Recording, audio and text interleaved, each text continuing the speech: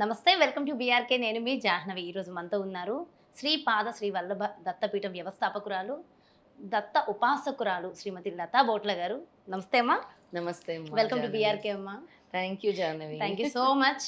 చాలా అంటే మీ కంటెంట్స్ చాలా బాగుంటాయి. సో డిఫరెంట్ కంటెంట్ మన వ్యూవర్స్కి కావాలి అని అడిగినప్పుడు యాక్సెప్ట్ చేశారు. థ్యాంక్ యూ సో మచ్ అమ్మా. వెల్కమ్. అయితే అమ్మా, ఈరోజు అమావాస్య అనుకోకుండా ఈరోజు వచ్చారు. Special day. యాక్చువల్లీ అవును. అమావాస్య చాలా మంచిది. అయితే ఈ అమావాస్య ఈ రోజా రేపా, అసలు ఏంటి అమావాస్యకి ఏం చేయొచ్చు? ఈసారి చాలా స్పెషల్ అమావాస్య అంటున్నారు. అవును. ముందుగా అంటే అమావాస్యకి సంబంధించి ఈ అమావాస్య స్పెషాలిటీ ఏంటి? ఏం చేస్తే బాగుంటుంది? ముఖ్యంగా ధనయోగం కావాలి అనుకున్న వాళ్ళకి ఈ అమావాస్యకి ఏమైనా చేయొచ్చు అంటారా పరిహారాలు? ప్రతి అమావాస్య కూడా చాలా ఇంపార్టెంట్. అమావాస్య అంటే మన నెగిటివిటీని దూరం చేసుకోవడానికి భగవంతుడు ఒక ప్రత్యేకమైన తిథి. ప్రతి నెల అమావాస్య అంటే కూడా డార్క్, చీకటి, అంధకారంలో నుంచి వెలుగులోకి రావాలి. అంధకారంలో నుంచి వెలుగులోకి రావాలంటే కొన్ని రెమెడీస్ చేసుకోవాలి. ముఖ్యంగా అమావాస్య తిథి అనేది జాహ్నవి పితృదేవతలు, పితృదోషాలు పోగొట్టుకోవడానికి ఇది ఒక అద్భుతమైన రోజు అని చెప్పుకోవచ్చు. పితృదోషాల కోసం ప్రతి అమావాస్య కూడా చాలామందికి ఇప్పుడు పితృదోషాలు, పితృశాపాలు అనేవి ఎక్కువ ఉంటున్నాయి. పితృశాపాలు అంటే ఏంటి అని అంటే దానివల్ల అసలు ఏం జరుగుతుంది అంటే కెరీర్లో ముందుకెళ్ళలేరు, పిల్లలు పుట్టరు, పుట్టినా కూడా డిఫరెంట్ ప్రాబ్లమ్స్తో ఉంటారు, చాలా సమస్యలు, అంటే ఇంట్లో బ్లాకేజెస్ ఉంటాయి. అంటే ఇవన్నీ ఉన్నప్పుడు పితృదోషం కింద కన్సిడర్ చేస్తాం. అంటే పితృదోషాలు ఉన్నాయా లేదా అని తెలుసుకోవటం ఎలా అని అంటే కొన్ని నేను చెప్తున్నాను అంతే.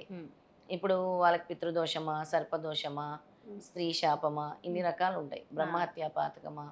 చాలా మంది అంటారు నెగిటివ్గా ఉందండి, మా ఇంట్లో చాలా నెగిటివ్గా ఉంది, నెగిటివ్ ఎనర్జీ ఉంది, మాకేం కలిసి రావట్లేదండి, అసలు ఏం అర్థం కావట్లేదండి, మా పిల్లలు వెనకబడిపోతున్నారు, మా పిల్లల మాట వినట్లేదు, లేదా సడన్గా సమ్ ప్రాబ్లం అరైజ్ అవుతుందన్నమాట.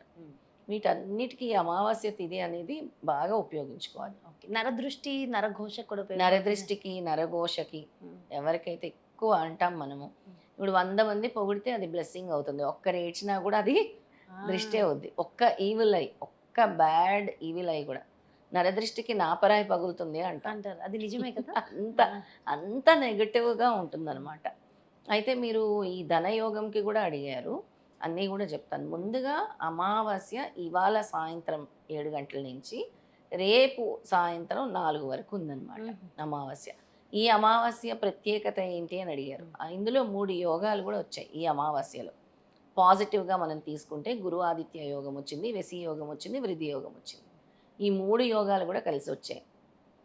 ఈ 3 యోగాలు వచ్చినప్పుడు ఈ అమావాస్యని మనము స్పిరిచువల్ ప్రాక్టీసెస్తో చేస్తే, ఆధ్యాత్మికంగా చేస్తే, గజకేసరి యోగం ఉండే వాళ్ళకి ఆ యోగం యాక్టివేట్ అవుతుంది. ఇప్పుడు మనము ఒక బర్త్ చార్ట్లో పుట్టినప్పుడు ఎన్నో యోగాలు ఉంటాయి. నాకు ఈ యోగం ఉందన్నారు, ఆ యోగం ఉందన్నారు, కానీ ఏ యోగం యాక్టివేట్ అవ్వట్లేదు అంటారు చాలామంది. ఆ బ్లాకేజెస్ అలా. అలాంటప్పుడు ఏం చేయాలి? ఎప్పుడైతే ఆధ్యాత్మికంగా నువ్వు వెళ్ళి భగవంతుడు పాదాలు పట్టుకుంటావో అప్పుడు నీలో చేంజెస్ రావటం స్టార్ట్ అవుతాయి, డెవలప్మెంట్ స్టార్ట్ అవుతుంది. భగవంతుడిని పట్టుకోనంత వరకు నీలో చేంజెస్ నువ్వు గమనించలేవు అసలు. రేపు ఏం చేయాలంటే ఫస్ట్ శుభ్రంగా అందరు కూడా గడప కడుక్కోండి. గడప కడుక్కొని గడప పూజ చేసుకోండి. రేపా ఈరోజు సాయంకాలం? ఇవాళ సాయంత్రము, రేపు ఉదయం కూడా. నేను చెప్పేది ఈ రెమెడీ ఈరోజు సాయంత్రం చేసుకోవచ్చు, రేపు పొద్దున్న కూడా, తెల్లవారు కూడా. గడప మనము సాయంత్రం పూట కడుక్కుంటారు, ఉదయాన్నే కూడా కడుగుతారు. అందుకే ఇవాళ కుదరని వాళ్ళు రేపు ఉదయం కూడా చేసుకోవచ్చు. అయ్యో మాకు తెలియలేదే అన్నవాళ్ళు, లేదంటే ఎపిసోడ్ లేట్గా చూస్తున్న వాళ్ళకి గడప పూజ చేసుకోవాలి. చక్కగా గడప పూజ చేసుకొని పసుపు రాసి, కుంకుమ పెట్టి, ముగ్గులు వేసి, ఒక నిమ్మకాయ తీసుకొని నిమ్మకాయని 2 పార్ట్స్గా కట్ చేసి, ఒకటి పసుపులో ఒకటి కుంకుమలో పెట్టి బయట పెట్టాలి. ఒక ఆకు తీసుకొని దాని మీద రాళ్ళు ఉప్పేసి, రాక్ సాల్ట్, తమలపాకు తీసుకొని రాక్ సాల్ట్ వేసి దాని మీద పెట్టండి నిమ్మకాయ. అంటే గడపకి ముందా, గడప మీద? గడప ముందు, అది గుమ్మానికి అటు ఇటు నిమ్మకాయ పెట్టండి. తర్వాత ఈ నరదృష్టి గురించి అడిగారు కాబట్టి ఒక గుమ్మడికాయ తీసుకొని దాని మీద కర్పూరం వేసి వెలిగించి clock wise, anti clock wise తిప్పేసి కొట్టేసి అటు ఇటు పెట్టి గుమ్మానికి అందులో పసుపు కుంకుమ వేసి, కొద్దిగా కర్పూరం వేసి, అందులో మిరియాలు, నల్ల మిరియాలు, నల్ల నువ్వులు, తెల్ల ఆవాలు వేసి కాల్చేయండి. అక్కడ అంటే మనం హారతి ఇస్తాం కదా అలా మ్మ్. కర్పూరం వేసి అందులో వేసేయటమే.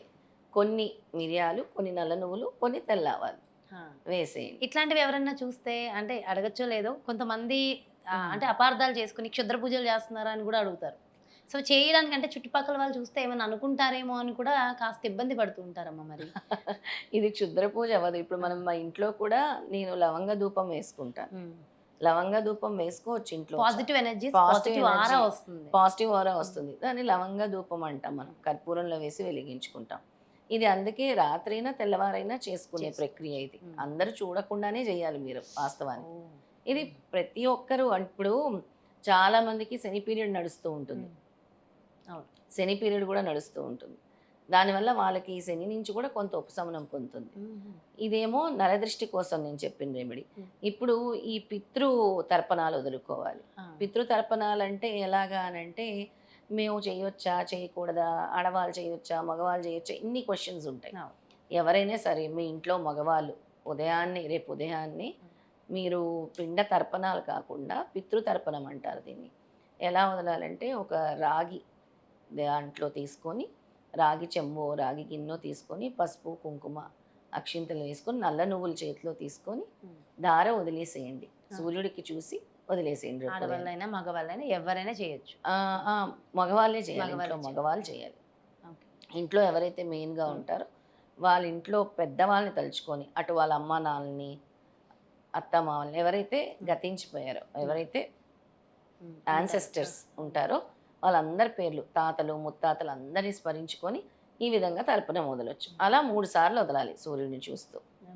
దానివల్ల చాలా ఈ పిండ తర్పణాలు అంటే గ్రాటిట్యూడ్, రిమెంబరెన్స్ అండ్ గ్రాటిట్యూడ్ అనేది ఇంపార్టెంట్. మన పెద్దల్ని వాళ్ళని మనం స్మరించుకోవాలి, కృతజ్ఞత తెలుపుకోవాలి.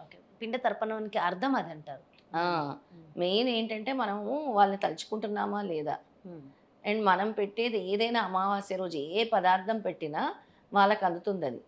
ఇప్పుడు చాలామంది పితృదేవతలకి ఏమీ పెట్టరు ఆహార్యం. మన సనాతన ధర్మంలో పితృదేవతలకి మనం ప్రతి నెల చేస్తాం. చనిపోయిన సంవత్సరం వరకు నెలమాసికాలను చేస్తాము, సంవత్సరికం చేస్తాం. అంటే వాళ్ళకి ఆహారం పెడుతున్నట్టే. అలా ప్రతి అమావాస్యకి మనం వాళ్ళకి పెట్టింది కూడా వాళ్ళ పేరు మీద మనం ఆహారం వాళ్ళకి సమర్పిస్తున్నట్టే.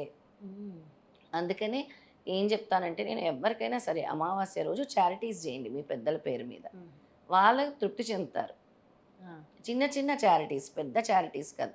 అనాథాశ్రమాల్లో వాళ్ళకి, రోడ్డు మీద ఉండే నీడీ పీపుల్కి, ఎవరికైనా సరే మీరు చేయండి అని చెప్తాను. ఈ విధంగా చేయటం వల్ల కొంతవరకు పితృదోషాల నుంచి ఉపశమనం పొందవచ్చు. మొత్తం అని చెప్పం, కొంతవరకు. అదే రోజు నల్ల కాకి కానీ నల్ల కుక్కకి కానీ ఆహారం పెట్టినా ఈ పితృదోషాల నుంచి కొంతవరకు ఉపశమనం పొందవచ్చు. ఇది నరదృష్టిదైంది, పితృశాపందైంది. ఇక ధనయోగం గురించి మీరు అడిగారు కాబట్టి ఇంట్లో చక్కగా ఆవు నేతితో దీపాలు పెట్టుకొని 5 ఎర్ర పుష్పాలు, 5 నేతి దీపాలు వెలిగించుకుంటే చాలా మంచిది. దేవుడి గదిలో ఉదయం బ్రాహ్మీ ముహూర్తం అంటే బ్రహ్మ ముహూర్తం తెల్లవారుజామున చేయాలి. చేస్తే చాలా మంచిది. ఆ చేసే దాంట్లో కొద్దిగా లవంగాలు, యాలకులు వేసుకోండి. 5 దీపారాధన చేసే దాంట్లో లవంగాలు, యాలకులు వేసుకోండి. కొద్దిగా పసుపు వేసుకోండి. చాలా ఇట్లా జస్ట్ పసుపు వేయండి. జవ్వాది అని ఉంటుంది, లక్ష్మీ అమ్మవారికి చాలా ఇష్టము. అమావాస్య అంటేనే లక్ష్మీదేవిని పూజిస్తాం. దీపావళి ఎప్పుడు చేస్తాం మనం? దీపావళి అమావాస్య చేస్తాం. అలా అమావాస్య రోజు లక్ష్మీదేవి మహాలక్ష్మాష్టకం చదువుకున్నా, నేను ఇప్పుడు ఒక లక్ష్మీదేవి స్తోత్రం చెప్తాను. ఆ లక్ష్మీదేవి స్తోత్రం చదువుకున్నా కూడా అమ్మవారి అనుగ్రహం ఉంటుంది. ఆ స్తోత్రాన్ని ఇప్పుడు చెప్తాను నేను. ఓకే. సో మొత్తం అంటే కంప్లీట్గా నరదృష్టి లేకుండా పితృదోషాలు తొలగిపోతూ ధనం మన ఇంట నిలవాలంటే, అంటే ఉండాలి, రావాలి అంటే సో డీటెయిల్గా చెప్పారు. అండ్ ఆ స్తోత్రం కూడా చెప్పేసి. లక్ష్మీదేవి మీ ఇంటికి రావాలి అమావాస్య రోజు అంటే, అమావాస్య రోజు పుట్టిన ఆడపిల్లలకి అసలు లక్కీయా అన్లక్కీయా అని అడుగుతూ ఉంటారు. అవునవునవును. లక్కీ అనే చెప్పుకోవాలి. లక్ష్మీ అమ్మవారు లక్ష్మీదేవిని పూజించేదే అమావాస్య రోజు. అదే అమావాస్య రోజు పుట్టింది ఆస్పీషియసే. తమిళనాడులో ప్రతి శుభకార్యాలు అమావాస్య రోజే చేస్తారు. అందుకే ఏ అమ్మాయి పుట్టినా కూడా లక్ష్మీదేవితో సమానం అని చెప్తాను నేను. అలా కన్సిడర్డ్ యాజ్ లక్ష్మీదేవి. ఇప్పుడు ఆ ధనయోగం మీ ఇంటికి రావాలంటే ఈ మంత్రాన్ని మీరు 108 సార్లు చేయండి. ఓం హ్రీం శ్రీం క్రీం శ్రీం కుబేరాయ అష్టలక్ష్మి మమ గృహే ధనం పూరయ పూరయ స్వాహ. ఎన్నిసార్లు చేయాలమ్మా? 108. సో అంటే ఎస్పెషల్లీ అమావాస్య రోజు. ఏ అమావాస్య రోజు. అమావాస్యకైనా చేయొచ్చా? రేపు ఏ అమావాస్యకైనా చేసుకోవచ్చు, ప్రతి అమావాస్యకి చేసుకోవచ్చు ఈ మంత్రం. ఏ సమయంలో చేయాలని ఏమైనా ఉంటుందా? సాయంత్రం పూట లక్ష్మీదేవికి చాలా మంచిది, లేదా ఉదయం బ్రహ్మముహూర్తం, బ్రహ్మముహూర్తంలో. ప్రదోష కాలంలో లేదా ఉదయం బ్రహ్మముహూర్తంలో. ఇంకోసారి మంత్రం చెప్తాను. Yes. ఓం హ్రీం శ్రీం క్రీం శ్రీం కుబేరాయ అష్టలక్ష్మి మమ గృహే ధనం పూరయ పూరయ స్వాహ. ఆ మంత్రం చదువుతున్నప్పుడు కూడా ఆ పాజిటివ్ వైబ్స్ ఎంత బాగుందో, అవును, చాలా బాగా అనిపించింది. చాలా అయితే బాగుంటుంది. ఇంకొక ప్రశ్న అమ్మ, అమావాస్య రోజు మనం చేసే పరిహారాల వల్ల ఆ మంత్ మొత్తం బాగుంటుంది అని ఏమైనా ఉంటుందా? దానికోసం ఏమైనా స్పెషల్గా ఆ డేని మనం మంత్గా నెక్స్ట్ 15 days పౌర్ణమి వచ్చే వరకు అద్భుతంగా ఉంటుంది ఇలాంటివి చేసుకుంటే. 15 days బాగుంటుంది. చాలా బాగుంటుంది. ఒక నెల రోజులు కూడా మీరు చేసే సాధన వల్ల ఉంటుంది. అంటే మీరు డైలీ చేసే సాధన మంత్రం. చేయాలా? ఒక రోజు చేసుకుంటే సరిపోతుంది. ఇప్పుడు అమావాస్య రోజు చేసింది, పౌర్ణమి రోజు చేసింది, ఎక్కువ రెట్ల ఫలితం ఉంటుంది జాహ్నవి.